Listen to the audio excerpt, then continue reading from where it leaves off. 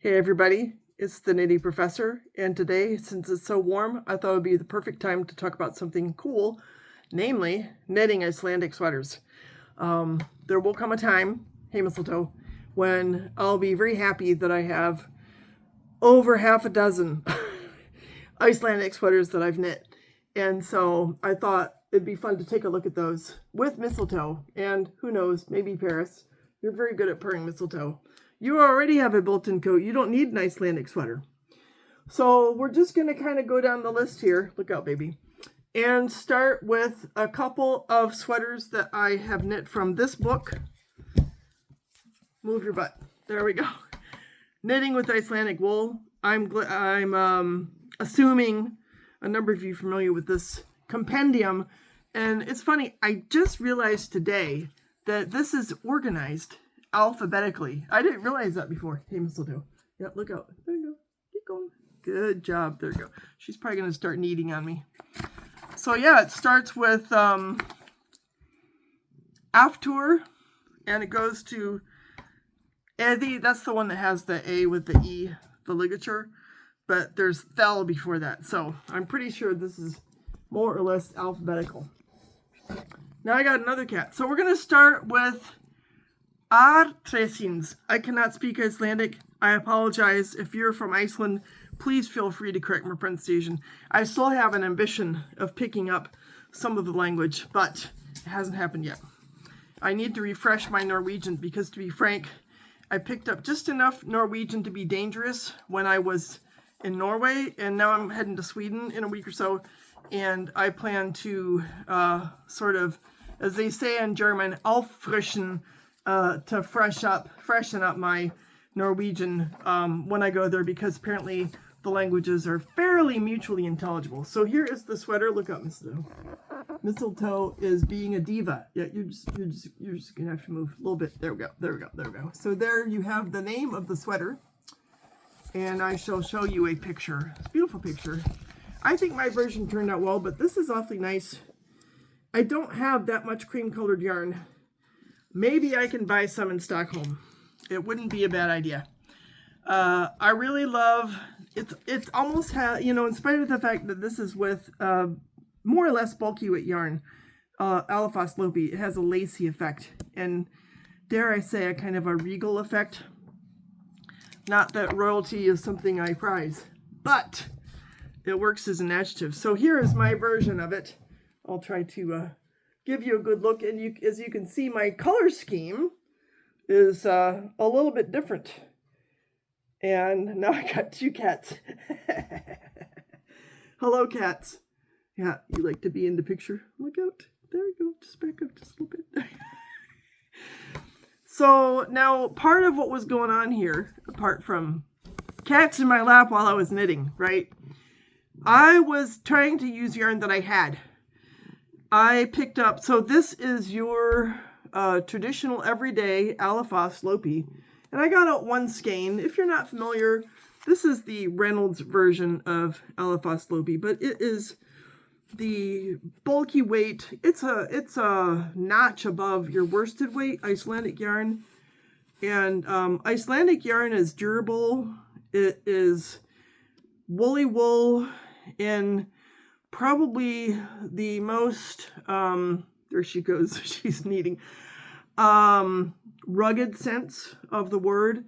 I don't know, you probably know more than I do about Icelanders and, how they herd their sheep and all that, but they sort of collectively let them all go up to the upper pastures over the summer, and then they have to herd them all back in the fall to take them back to their farms. But they require woolen wear that is suitable to the elements. There's a lot of moisture, it's cool, the days are very short in the winter, and this wool really fits the bill. Now, I've heard a lot of people say, oh, I could never wear that next to my skin. I'm not one of them. If you're one of them, bless you, you're probably going to like merino or cashmere. However, I have found personally that I can wear a sweater like this over a t-shirt when it's like 36 and sunny, and that's all I need. I don't need a sweatshirt with a bunch of microfibers I'm going to throw in the wash and then get into, the water system. This works great. And all of this yarn is thrifted, and that's why I have stripes. Because guess what? I ran out of the blue. And so, oh, we don't need to fight. Peaceable kingdom, cats. So I had this olive, and I was like, okay, that'll look pretty good. And, you know, it makes it look kind of like almost collegiate sporty in a way. You know, I kind of like the effect. And I'm proud of how it turned out, that I was able to use up this gorgeous sort of turquoise blue yarn that I found at Goodwill for a song, and combine it with the lighter olive, and then just work in this darker olive, and then I didn't run out. I came very close, because when I had to Kitchener stitch the armpits, I was out. I was completely out of the blue. Yeah, out of the blue. I was out of the blue, and so we had to use a little olive. But, you know, it almost reminds me, like, there's this thing about visible mending. So this is visible using what you having. And I love it. Again, it just adds a little hint. People are like, oh, what's that little stripe there? It's like, well, you know, I was using what I had. Hi, Paris. Hi, look out. Yeah, there you go. So I think it works out fine. So that is the what did I say? Trussine, Trussine. And I'll try to link Ravelry links to these patterns for you. This is, again, it's a bulky weight pattern, and that's one of the reasons why I like to knit these, because they knit up kind of fast. So there's that one. I probably knit this one maybe 3 years ago, not sure. The next sweater I have for you is from a pattern that I purchased from Lopi. Yes. This is the first sweater I ever made. It's the first sweater I completed. So this is the Tiglar.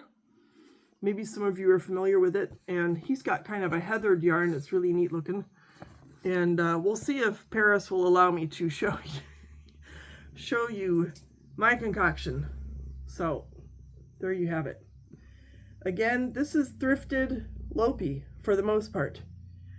And it has quite the pooling effect, doesn't it?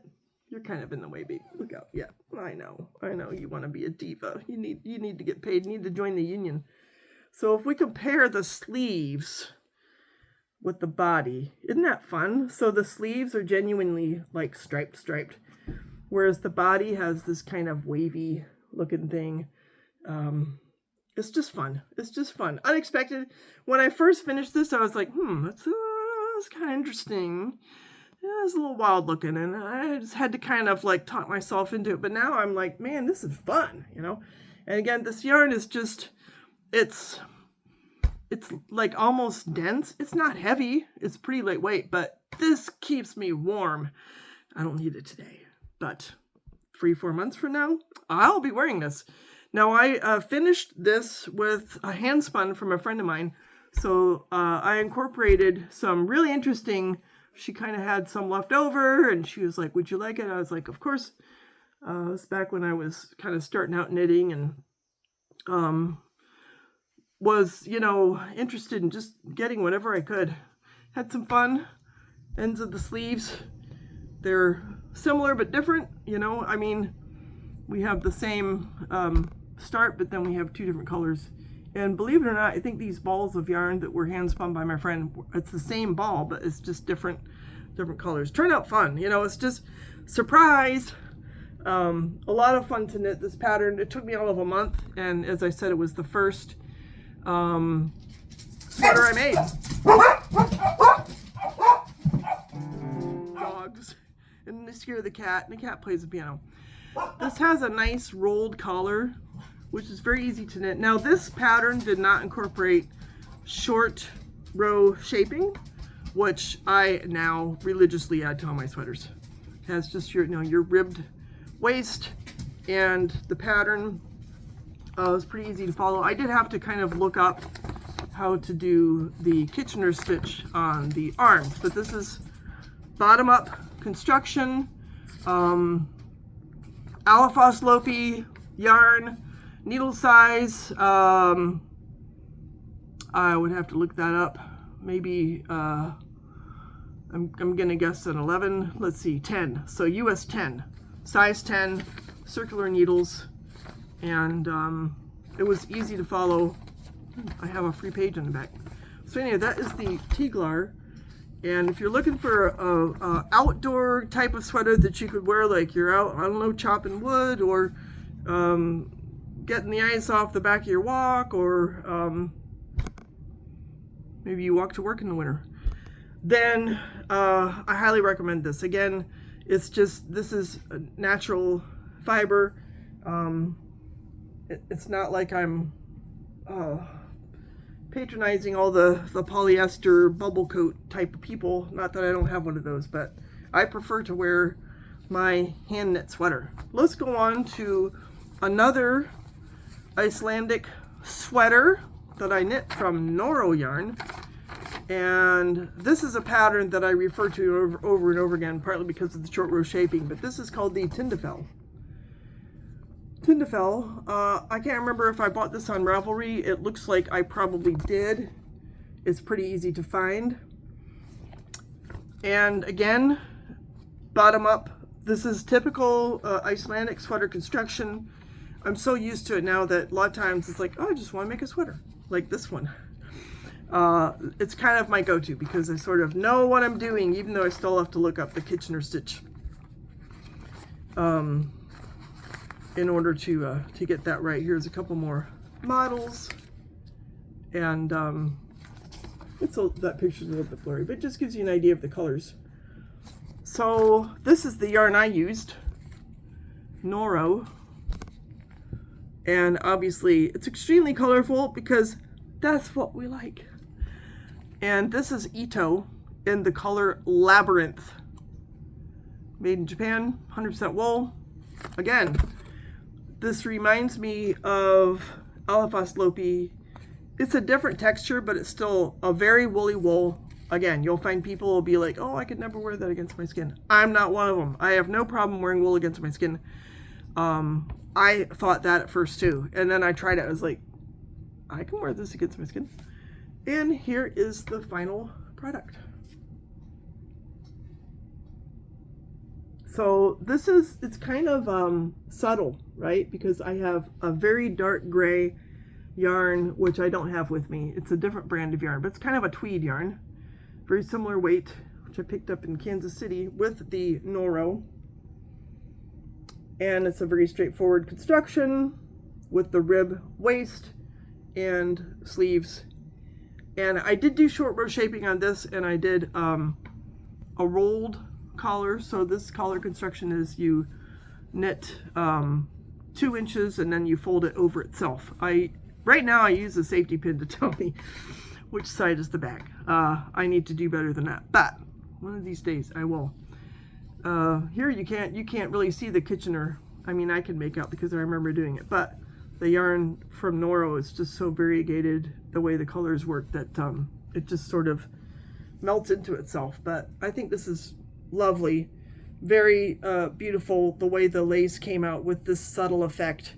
And I can wear this with lots of colors, from, you know, pink to blue to green to black to gray to cream, just about anything. It was not difficult at all to knit up, and I wear it just the same as I wear the sweaters made from the Alafas Lopi. So that is the Tinderfell, and I refer to this pattern a lot. You can see I have I have instructions for my sock yarn knit double sweater. I did the swatch and I did some proportions, and I'm like, I'm just going to use this pattern, because once I figured out how many stitches, which I've got 188, then all the proportions kind of go from there, and I just mark which size that is, which is smack dab in the middle, interestingly. So that is the Tinderfell. Now,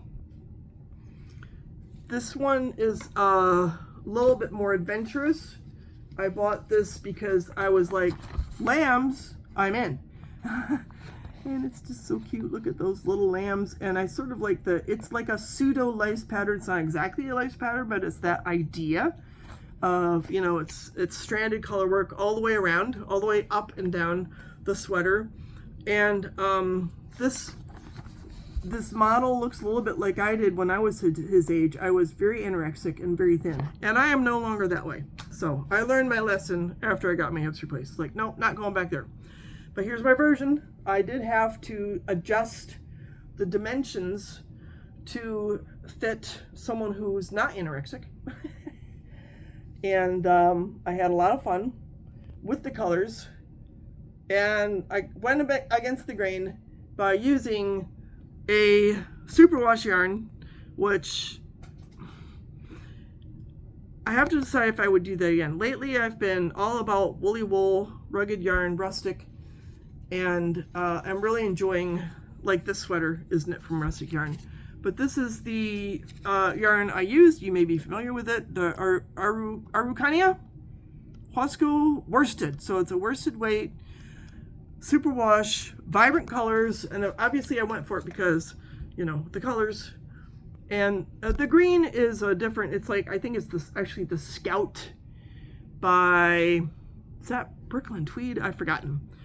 And this light pink, where I made the little tree-like shapes in the flowers, is a hand-dyed that I purchased from a yarn store in Chicago online. And the white, similarly, is not the Huasco. But the yellow and the pink are, that's the bulk of the sweater. And so what did I add, right? So I changed up the collar. I didn't do the stripy stripes. I probably could have, and I would have liked it. But we have the little, I'm going to call them pine trees here, coming from this sort of, well, I turned mine into sort of golden meadow, but we have this abstract row and then the pine trees, and then we're getting into the stripe effect. Well, I had to add an entire motif of little flowers there. So this entire section I added because the shoulders otherwise would not have fit me. But the way that I adapted this pattern, the fit is actually wonderful. So I'm glad that I did it. And I kind of like the collar, where again, I did the same as what I had on the previous. I did this 2-inch rib rolled over in itself and blanket stitched down, and that worked beautifully. So that is it's called Stjánka. I guess that's how you would say it, Stjánka. Again, my Icelandic is non-existent, so I apologize, and I really would like to change that. But apart from having to change up the pattern, it was easy to knit and a lot of fun, partly because of pink and yellow. Then the last one, and I'm not exhausting my Icelandic sweater supply. In fact, I'll kind of have a little note here. I have already knit 3 sweaters from this book, this German book, Icelandic, and I understand there is an English version of this. And I'm not really including those in today's presentation because, you know, I could go on and on. We have to go outside and enjoy the heat, right? So, but the one I have on is La Pinvuoco, this one right here. And as you can see, colors are everything, right? Because here's the white, green, and pink. And I have the multicolored dark blue and pink. So I have talked about the 3 sweaters that I have knit from this book fairly recently. And I forget sometimes if I did it in English and German. If you want me to talk about the sweaters in English that I knit from this book, I will be more than happy to, because guess what? They are Icelandic too. But from going back to this book is turning into bookends. Ha ha ha, pun. I did the Riddari. The Riddari, I think, is a widely known Icelandic sweater. I do like the pattern a lot. It's a pattern I refer to over and over again. That is what it looks like. It's just sort of a classic Icelandic sweater, and the construction is the same. Bottom up, and knit the sleeves separately and join them at the yoke, and then do this really cool yoke, and the wrists have a complementary kind of pattern. And here is my version of the Riddari. So again, pink and yellow seems to be the theme. Either pink and yellow on the one hand or olive green on the other. And I'm trying to break out of that pattern. Now, this particular sweater has the rolled cuffs. This is just, you start with a stockinette stitch, and then you just let it do what it does naturally. It's going to roll on itself, and then you have a little ribbing motif there, and then you start with the design that echoes what we have in the yoke itself. Lots of fun. Same with the bottom of the body, the rolled. And I really like this. I think the effect is great. And the collar, harmoniously the same. So the majority of the yarn that I use for this one is actually the brown sheep lamb's pride. This is half a skein that I have left from that effort, the worsted. And the Riddari works beautifully with this worsted weight lamb's pride yarn, of which I still have a lot. In fact, I still have a lot of pink and yellow. I could make a hat and a scarf and maybe another hat. I'm not sure. I could knit a small size sweater for a prospective, maybe down the road we'll see, grandchild. Who knows? But in any case, this yarn is lovely, and it has similar features to the Lopi from the standpoint of warmth, durability, and scratchiness. Well, now we've got another cat. This is Budapest. Hey, Buddha. What are you doing? She likes to slink. Yeah, you're doing a good job of slinking. Come here, baby. Here, we want to see your whole face. Buddha's she's my visually impaired kitty. She came to us with badly infected eyes, and she can kind of see some, but she's very self-protective. So she actually is a role model of surviving, as far as I'm concerned. So yeah, so the Riddari, it was very fun to knit. The pattern is excellent.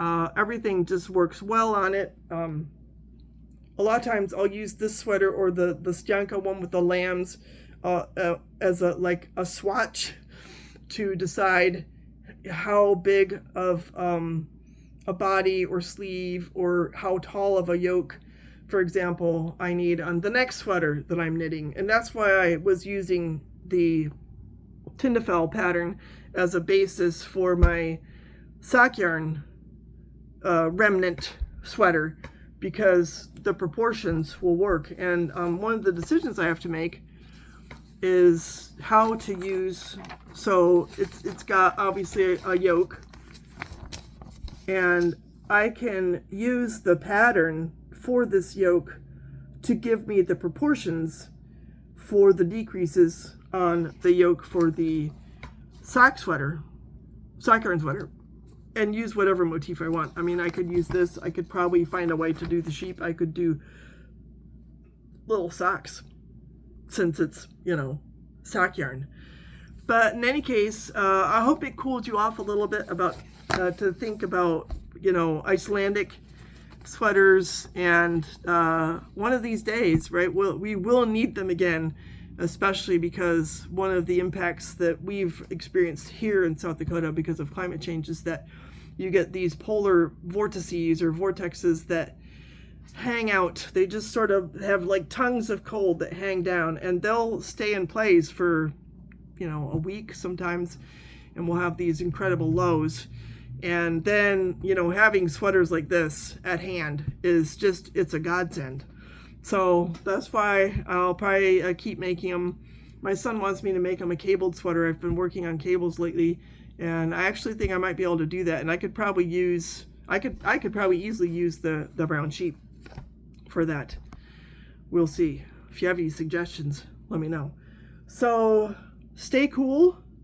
I'm looking forward to going to Stockholm. I'm guessing it'll be a little cooler there, and hope to have some fun reports from yarn stores for you, and maybe some other ideas. If you know Stockholm, maybe you're from there, you live there, whatever, feel free to give me some pointers. I'm really excited about my trip and getting to know yarnies across the pond, and spending a little time away from our mosquitoes. So taking a mosquito break sounds really good, but right now I can just think about the winter is gonna come. So we gotta be prepared and have fun while we're doing it. So y'all take care, have a good rest of your weekend, and we'll talk soon. Bye.